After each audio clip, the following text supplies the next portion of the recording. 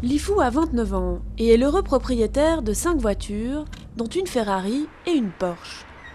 Il a 3 appartements et se rend souvent à Monte Carlo pour regarder les courses de Formule 1. Tout comme Li, Wang Qingzhen habite à Pékin.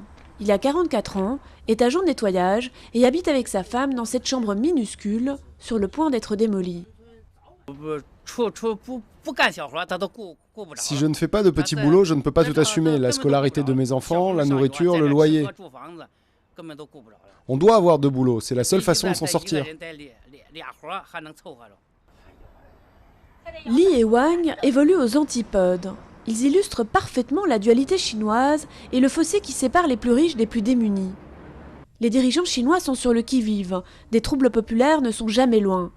Ils traiteront donc ce problème en priorité lors des débats de la session annuelle du Congrès national du peuple, qui débute ce samedi à Pékin. La Chine est certes devenue la deuxième puissance économique mondiale. 150 millions de gens vivent encore en dessous du seuil de pauvreté. Cette semaine, les délégués parlementaires valideront le nouveau modèle économique pour les 5 prochaines années. Selon Bao Tong, ancien fonctionnaire emprisonné en 1989 après les manifestations de Tiananmen, ce modèle doit en priorité combler les inégalités sociales. Dans ce projet, les personnes pauvres devraient devenir plus riches, la corruption diminuer et les personnes riches devraient payer plus de taxes.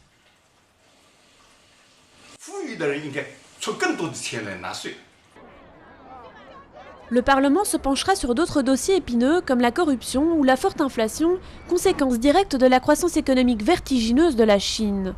Une croissance qui aide pourtant aussi à élever le niveau de vie. Li est né pauvre mais a saisi les opportunités du marché en lançant sa propre société de post-production. L'essentiel, c'est que l'économie globale soit en continuel développement. La situation générale est bonne. Ça permet aux gens de réaliser leurs rêves. Mais si Li a réussi à tirer son épingle du jeu, des millions d'autres Chinois, eux, ont le sentiment qu'ils passent à côté du miracle économique de leur pays.